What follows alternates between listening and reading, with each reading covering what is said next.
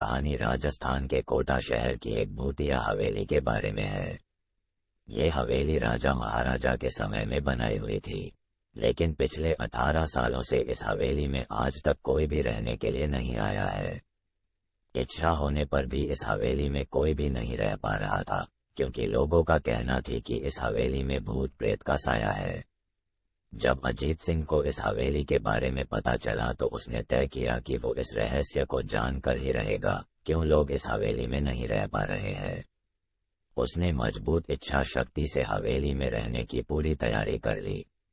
जब उसने हवेली के अंदर जाने के लिए पैर आगे बढ़ाए तो दरवाजे पे किसी अनजान व्यक्ति ने उसे रोक लिया और नजदीक जाके बोले, कौन हो आप और किधर जा रहे हो? अजित सिंह ने जवाब देने के बजाय उसने सामने सवाल किया, जी आप कौन? मेरा नाम अर्जुन सिंह है और मैं यही पास में ही रहता हूँ।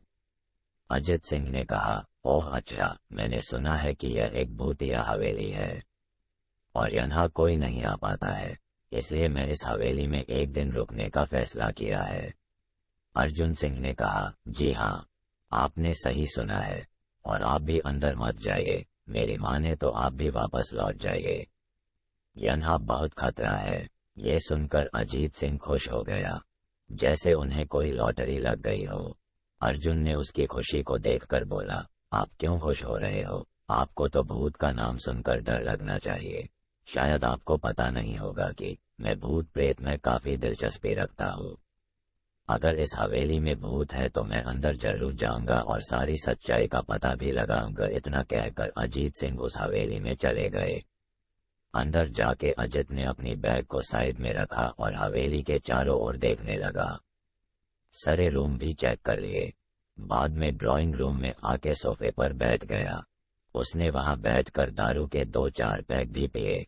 वहीं अचानक उस रूम में लाइट का एक बल्ब चालू बंद होने लगी, लेकिन अजीत ने उस पर ध्यान नहीं दिया। थोड़ी देर बाद दूसरा बल्ब चालू बंद होने लगा, फिर तो हवेली की सारी लाइट चालू बंद होने लगी।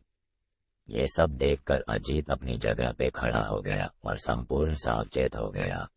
अचानक उसके सामने एक छोटा टेबल हवा में उड़ने लगा।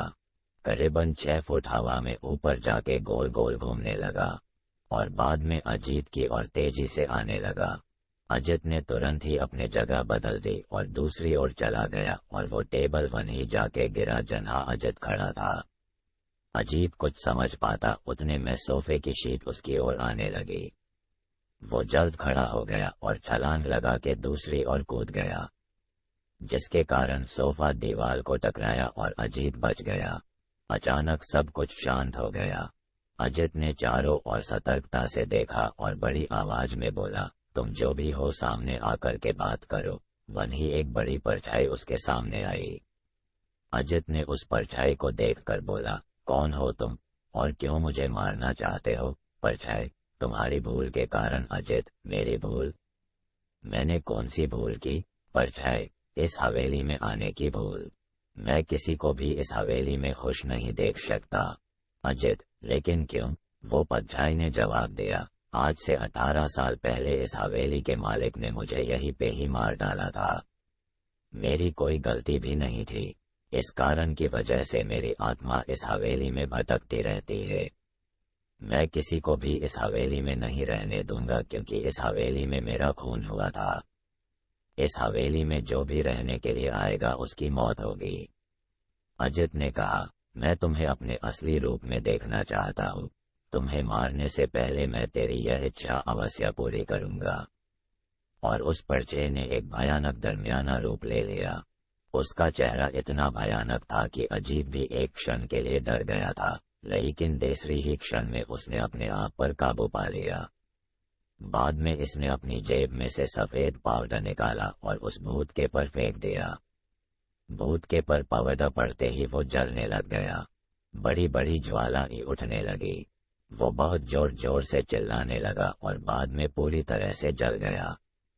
उसके बाद अजीत ने चैन से सांस लिया और वहीं पर सो दूसरे दिन सुबह जब अजीत को सही सलामत हवेली से बाहर आते देख अर्जुन को आश्चर्य हुआ। अर्जुन ने अजित से पूछा, तुम कैसे जिंदा हो?